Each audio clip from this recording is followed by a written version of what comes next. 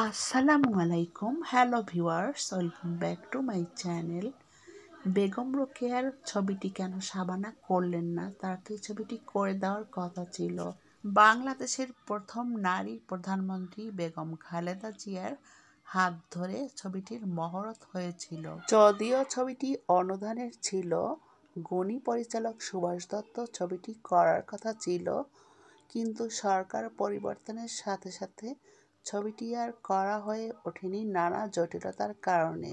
অনেক বছর পর শাবানার স্বামী ওয়াহিদ সাদিক ছবিটি করতে আগ্রহী, যদিও পরিচালক বেছে নেই। তারও অনেক আশা ছিল ছবিটি শেষ করবেন। এখন কথা হচ্ছে শাবানা ছবিটি করে দিলেই হয়, কিন্তু শাবানা রাজি হচ্ছে না। যদি শাবানা বেগম রোকেয়ার সুলতানাস ড্রিম কিছু অংশ বা রোকেয়ার কিছু চরিত্র মিলিয়ে ছবিটি করে দিতে। 1905 সালে মাদ্রাজের দ্য ইন্ডিয়ান লেডিস ম্যাগাজিনে সুলতানাস ড্রিম শিরোনামে প্রথম প্রকাশিত হয়। 1908 সালে উপন্যাসটি পুস্তিকা আকারে প্রকাশিত হয়। 1922 সালে মতিচুর দ্বিতীয় খণ্ডে সুলতানার স্বপ্ন নামে বাংলায় প্রথম প্রকাশিত হয়। সুলতানার স্বপ্ন অবলম্বনে স্প্যানিশ নির্মাতা ইসাবেল হারগুয়েরা তৈরি করেছেন অ্যানিমেশন চলচ্চিত্র এল সুয়েনো দ্য লা সুলতানা, ইংরেজিতে সুলতানাস ড্রিম। গল্পে লেখিকা সুলতানা রূপে স্বপ্নরাজ্যে নারী স্থানে বায়ুযানে করে বিচরণ করেছে। গল্পে সুলতানা লেখিকা নিজেই। তিনি আরাম কেদারায় বসেছিলেন। হঠাৎ এক ইউরোপীয় নারী এসে তাকে গুড মর্নিং জানালো। তিনি তার সাথে রাত্রি ভ্রমণে গেলেন। গল্পে যাকে সারা ভগিনী ভাবছেন, আসলে তিনি ইউরোপিয়ান এক নারী। তিনি তাকে হাত ধরে এক নারী স্থানে নিয়ে গেলেন। গভীর রাতে তিনি উদ্যানে ভ্রমণ করতেছিলেন। সেটা নারী স্থান। সে এক আজব দেশ, দিনের মতো উজ্জ্বল সেই দেশ। এত মানুষ, কিন্তু কোথাও পুরুষ নেই। তিনি যাকে সারা ভাবছেন তিনি সারা নয়। তিনি লজ্জা পাচ্ছিলেন। মনে হচ্ছে তাকে দেখে সবাই হাসছেন। এত সুন্দর দেশ, পথের ধারে ফুল আর ফুল। এই দেশে মশা নেই, পুলিশ নেই, পুরুষেরা ঘরে থাকে, মেয়েরা বাহিরে কাজ করে।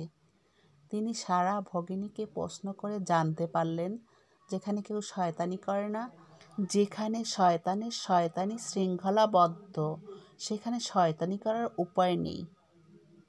তিনি জানতে পারেন নারীরা দুষ্ট পুরুষদের ঘরে বন্দি করে রাখে।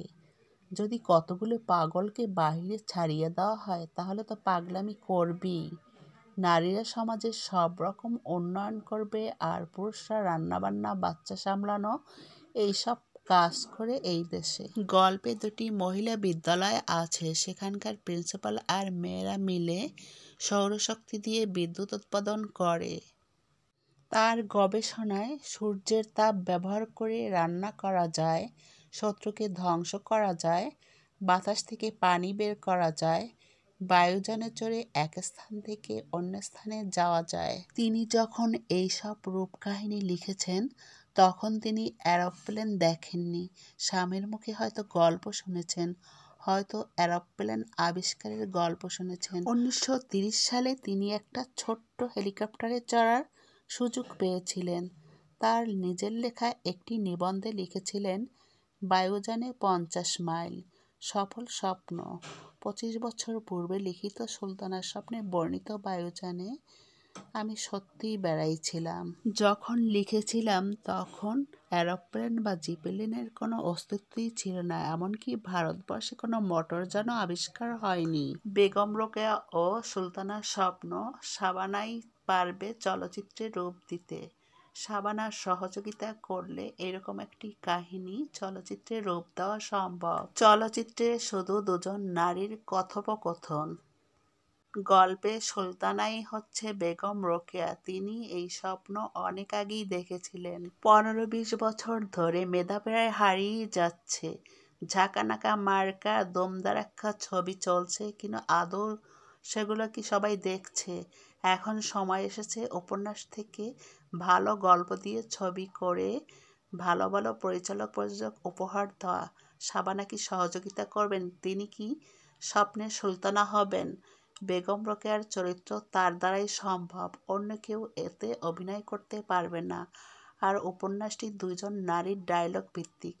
এগুলো শাবানা বসে বেশি ডায়লগ দিতে পারবেন, তার এতটা পরিশ্রম হবে না যে তিনি এগুলো পারবেন না।